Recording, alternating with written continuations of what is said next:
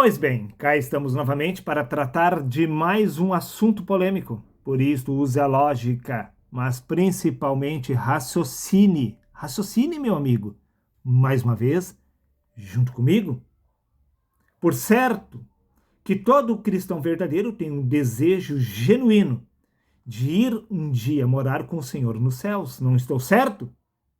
Até porque na leitura do livro de Romanos, capítulo 6, versículo 8, diz o apóstolo Paulo: ora, se morremos com Cristo, cremos que também com ele viveremos?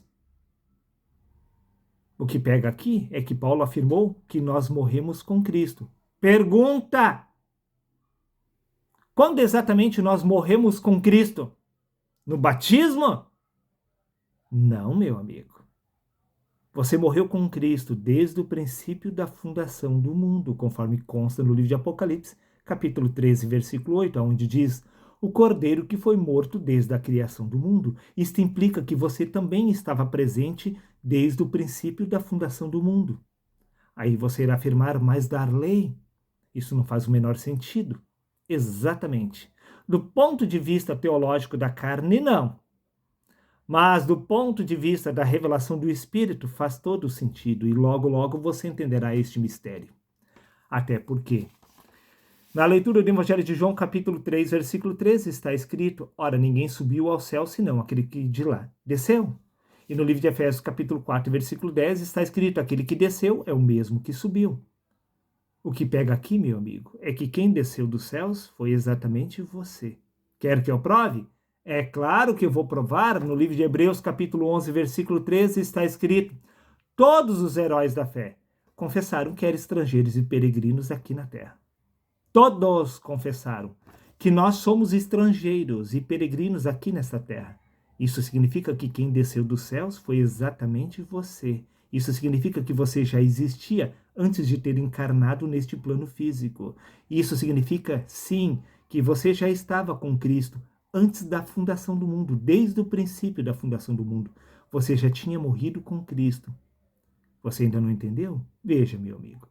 No livro de Gálatas, capítulo 4, versículos 26, acrescentou o apóstolo Paulo: mas a Jerusalém do alto é livre, e ela é a nossa mãe. Se a nossa mãe está nos céus, isso significa que a sua gestação ocorreu nos céus. Isso significa que você é um estrangeiro e peregrino aqui na terra. Isso significa que você veio sim dos céus. E isso significa que você já existia antes da criação do mundo. Quando o mundo foi criado, você morreu junto com Cristo. Sim. Por isso disse Jesus: deixa os mortos sepultar os seus próprios mortos. Pois aquele que não é capaz de se reconhecer através da sua verdadeira identidade espiritual é porque está morto espiritualmente. E nós somos seres espirituais tendo uma experiência inconsciente através do corpo. Mas a Jerusalém do alto é livre, e esta é a nossa mãe. A sua verdadeira mãe está nos céus. Você já existia antes de ter encarnado neste plano físico. Meu querido amigo. Aí você irá dizer: mas Darley, como exatamente isto é possível? Resposta simples, meu amigo. Porque você é a noiva do Senhor. Você é a noiva de Cristo. Por isso você morreu junto com Cristo, pois tudo que acontece com Cristo acontece com o homem. Por isso disse Paulo: visto que morrestes com Cristo. E no livro de Efésios, capítulo 2, versículo 6, disse Paulo: Deus nos ressuscitou com Cristo. Pois tudo que acontece com o marido acontece com a esposa, pois ambos são uma só carne. Por isso, no livro de Efésios, capítulo 5, versículos 31 a 32, disse Paulo: por isso deixará o homem seu pai e sua mãe, e se unirá à sua mulher, e ambos se tornarão uma só carne, uma só carne. Grande, porém, é este mistério, acrescentou o apóstolo Paulo. Digo, porém, com respeito a Cristo e à igreja, ou seja, com respeito à união de Deus com o homem. Pois não faria o menor sentido. Paulo disse que isto era um mistério, que foi revelado através da união entre um homem e uma mulher, que é apenas um símbolo referente à união do homem com Deus. Pois se estivéssemos falando da união entre um homem e uma mulher, não faria o menor sentido, esta matemática não fecha. Pois se o homem está com dor de cabeça, não significa que a mulher também está. Ora, mas ambos não são uma só carne?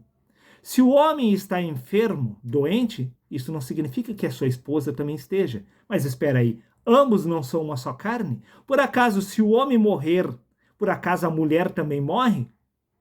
Pois, se ambos são uma só carne, não é exatamente isso que deveria acontecer? Não acontece, meu amigo, porque ambos não são uma só carne. Isto é apenas um símbolo relativo ao que ocorre entre a união entre Deus e o homem. Por isso que quando Cristo morreu desde a fundação do mundo, você morreu junto com ele. Pois você é a noiva de Cristo, meu amigo. Prova disto é que no livro de Isaías, capítulo 53, versículos 4 e 5, está escrito: Ele levou sobre si as nossas enfermidades, as nossas dores levou sobre si. Está vendo? A mulher não leva as suas dores, mas vocês não são uma só carne? Não, meu amigo. Deus e o homem são uma só carne, pois foi o verbo que se fez carne. Toda a carne é Deus em manifestação, tendo uma experiência inconsciente através do corpo. Prova disso que no livro de Romanos, capítulo 6, versículo 5, acrescentou Paulo: porque se fomos unidos, presta atenção, unidos, união, está vendo? Estamos falando num casamento entre o homem e Deus. Se fomos unidos com ele, certamente o seremos também na semelhança da sua ressurreição. Repito, livro de Romanos, capítulo 6, versículo 5. Porque se fomos unidos com ele na semelhança da sua morte. Está vendo? Lá no princípio, você já havia sido unido a Cristo. No princípio, lá você já havia morrido com Cristo. Também o seremos na semelhança da sua ressurreição. Porque tudo o que ocorre com Cristo ocorre com o homem. Mas como exatamente isto é possível? Resposta se encontra no livro de Isaías, capítulo 54, versículo 5. Porque o teu Criador, ele é o teu marido. O Senhor dos Exércitos é o seu nome. Sim, o Santo de Israel é o teu Redentor. Está vendo? A união entre o homem e uma mulher é uma representação da união entre o homem e Deus. Por isso que Cristo levou as suas enfermidades e as suas dores. Por isso que quando Adão morreu lá no princípio, Cristo morreu junto com ele. Pois tudo que acontece com o homem, acontece com Deus. Pois ambos são uma só carne.